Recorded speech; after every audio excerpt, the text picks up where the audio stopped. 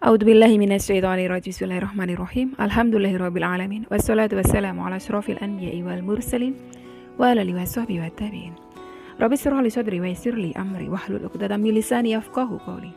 Allahumma sholli ala sayyidina Muhammad wa ala ali sayyidina Muhammad. Assalamualaikum warahmatullahi wabarakatuh. Sobat Winner semuanya yang dirahmati oleh Allah Subhanahu wa taala dimanapun berada. Saya mendoakan semoga sobat winnerku semuanya selalu dalam keadaan sehat walafiat, dilimpahi rezeki yang halal, yang berkah, yang thayyib, yang manfaat. Semoga sobat winnerku semuanya yang saat ini mungkin masih terlilit amanah-amanah hutang, baik riba maupun non-riba. Semoga Allah segerakan kita semuanya terbebas dari hutang, baik itu riba maupun non-riba, dengan cara-cara Allah yang mudah. Tanpa harus menggali lubang yang baru, tanpa harus menyentuh kembali riba, tanpa harus menjual aset, tanpa harus direndahkan, dicaci maki, dikuncing, diolok-olok, dihina, diintimidasi, ditekan oleh manusia lain.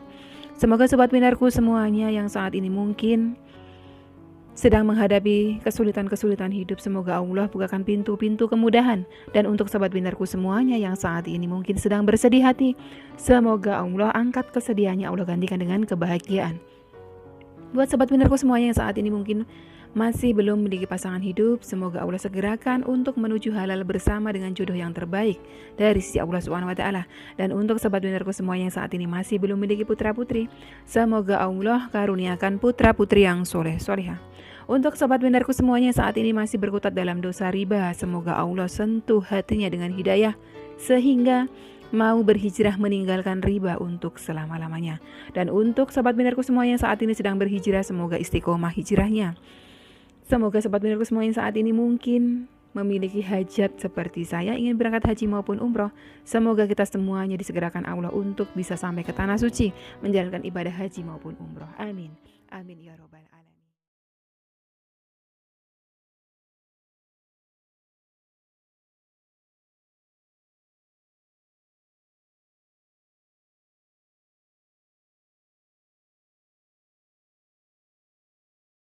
Masya Allah, tabarakallah, alhamdulillah, puji syukur kehadirat Allah Subhanahu wa ta'ala yang senantiasa mencurahkan rahmatnya, mencurahkan kasih sayangnya untuk kita semuanya. Jangan lupa untuk selalu bersyukur serta berbaik sangka sobat winnerku kepada Rabb kita, karena keduanya akan mendatangkan ridhonya Allah. Yang mana dalam hidup kita yang kita butuhkan hanya satu, ridhonya Allah. Kita berjalan di muka bumi ini dengan sangat mudah, dengan sangat mulus. Itu semuanya karena ridhonya Allah. Kita punya permasalahan hidup yang sangat sulit dan bisa selesai, itu karena ridhonya Allah. Allah sudah ridhoi kita untuk selesai masalah tersebut, insya Allah pasti selesai. Allah masih ridhoi masalah tersebut masih membelit kita, berarti masalah tersebut akan tetap membelit kita. Maka dari itu, dalam hidup kita selalu berupaya untuk mendapatkan ridhonya Allah.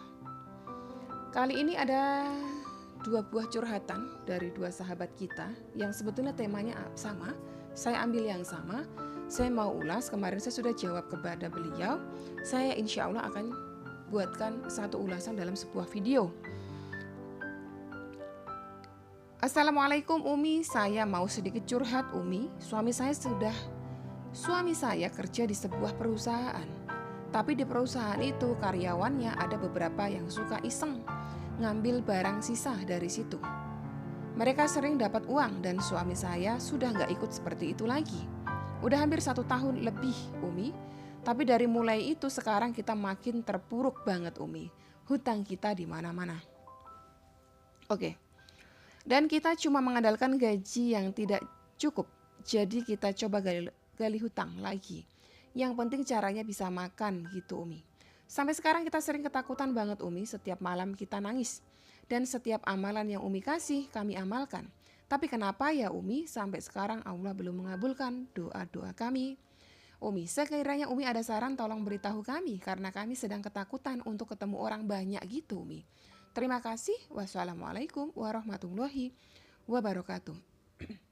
Saya lanjut pertanyaan sahabat kita yang lainnya. Amin ya robbal alamin. Umi, saya mau bertanya, apakah amalan dan sholat kita akan disia-sia? Karena kita sudah berusaha untuk tidak pakai uang riba.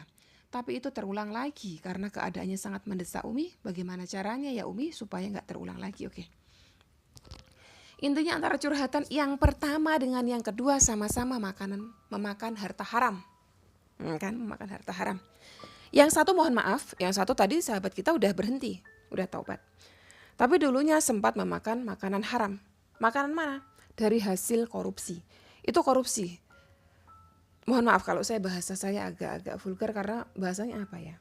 Ya pokoknya intinya korupsi. Karena mengambil sesuatu yang bukan hak kita. Ya kan, itu kan punya perusahaan, itu hartanya perusahaan diambil. Artinya apa? Haram. Dibeliin sate kambing, jadi haram. Dibeliin sate padang, haram. Dibeliin ketoprak martabak, haram. Karena apa? Didapatnya dari cara haram. Yang kedua sama.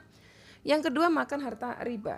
Riba itu haram, diharamkan oleh Allah dan Rasulnya. Sudah sangat tegas dalam surah Al-Baqarah ayat 275 hingga 279. Jadi kedua-duanya sumber rizkinya adalah sumber rizki yang haram. Kalau sudah sadar seperti itu, apa yang harus dilakukan?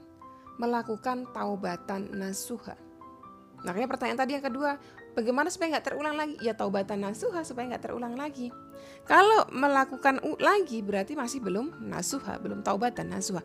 Taubatan nasuha itu adalah taubatan yang betul-betul menyadari kesalahannya, menyesal sudah pernah melakukan dosa tersebut, tidak akan mengulanginya lagi. Bertaubat sungguh-sungguh, mohon kepada Allah, minta perlindungan kepada Allah supaya Allah jauhkan kita dari waswas syaitan. Yang mana waswas syaitan itu akan terus menghembuskan kepada tadi yang sahabat kita yang pertama Mbak Nisa, akan dihembuskan pertanyaan, kamu selama kamu gak ngambil harta perusahaan, hidupmu sengsara kan? Kamu jadi terlilit amanah hutang kan? Padahal dulu kamu pada saat belum masih makan harta perusahaan tadi itu, hidupmu enak, kamu gak perlu utang. Karena apa? Karena kebutuhanmu yang sekian juta bisa tercover dari cara kamu ngambil perusahaan itu, uang perusahaan itu gitu misalnya. Itu setan itu akan terus seperti itu, hembuskan terus seperti itu. Yang kedua pun sama dibisikin, kamu kalau gak ngambil pinjaman riba lagi, kamu nanti gak bisa makan, kamu nanti gak bisa ini, kamu nanti gak bisa itu, kamu nanti sengsara dikejar debt collector. Nah, itu semua itu adalah was-was syaitan. Tapi kita ingat bahwa Allah melarang kita memakan harta haram. Ya kan? Saya sampaikan suatu buah hadis ya. Dari Abu Hurairah, Rasulullah SAW bersabda, wahai sekalian manusia, sesungguhnya Allah itu maha thayyib, Allah itu maha baik. Allah tidak akan menerima sesuatu melainkan dari yang thayyib saja, dari yang baik-baik saja. Dan sesungguhnya Allah telah memerintahkan kepada orang-orang mukmin seperti yang diperintahkannya kepada para rasul. Firman-Nya Allah, wahai para rasul, makanlah makanan yang baik-baik, yang halal, dan kerjakanlah amal soleh. Sesungguhnya aku maha mengetahui apa yang kamu kerjakan. Dan Allah juga berfirman, wahai orang-orang yang beriman, makanlah rizki yang baik-baik yang telah kami rizkikan kepadamu.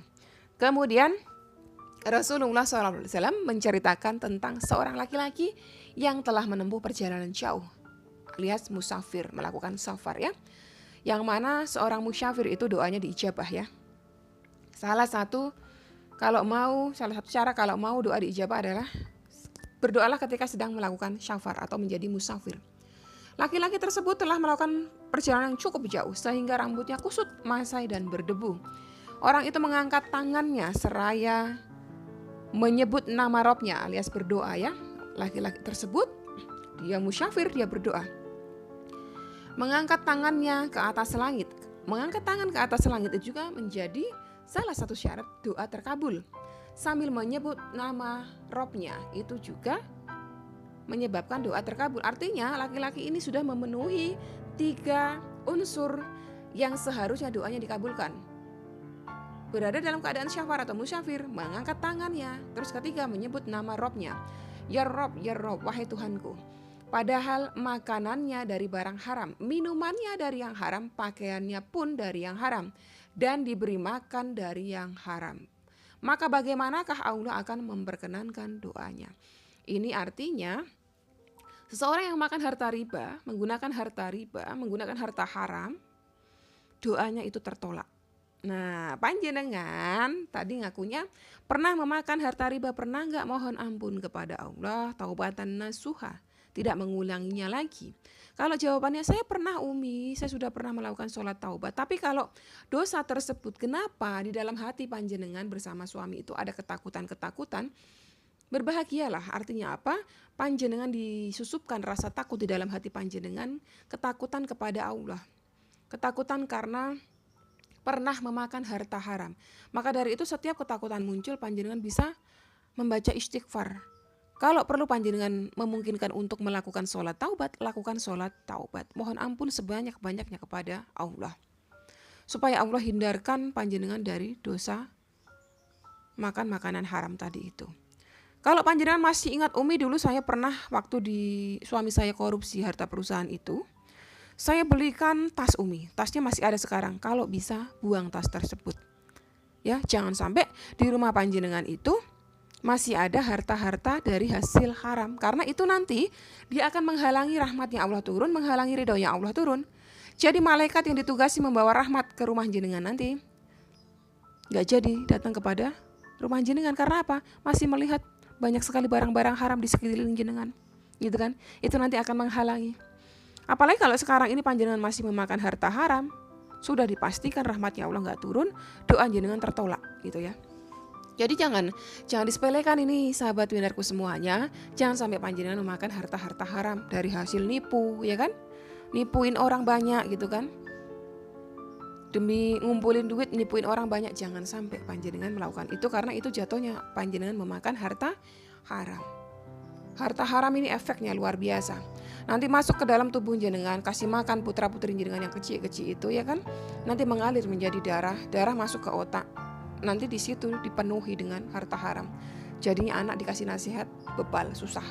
Masuk ke dalam telinga menyumbat, dikasih nasihat-nasihat kebaikan tidak mempan. Masuk ke dalam mulut pun menyumbat. Menjadi apa yang dikeluarkan dari mulutnya adalah hal-hal yang kotor saja. Masuk ke dalam mata menyumbat, gak mampu melihat kebaikan-kebaikan. Na'udzubillah min dzalik ya.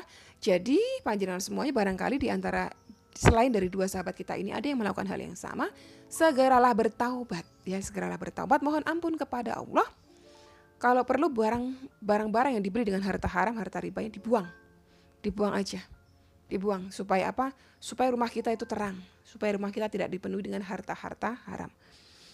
Jadi itulah sobat winarku semuanya apa yang bisa saya sampaikan. Mohon maaf jika ada penyampaian saya yang kurang tepat, kurang berkenan, saya mohon dimaafkan. Silakan sampaikan saran dan kritik dengan bahasa-bahasa yang baik, dengan bahasa baik santun di kolom komentar. Karena segala sesuatu yang kita ucapkan akan dimintai pertanggungjawaban. Wassalamualaikum warahmatullahi wabarakatuh.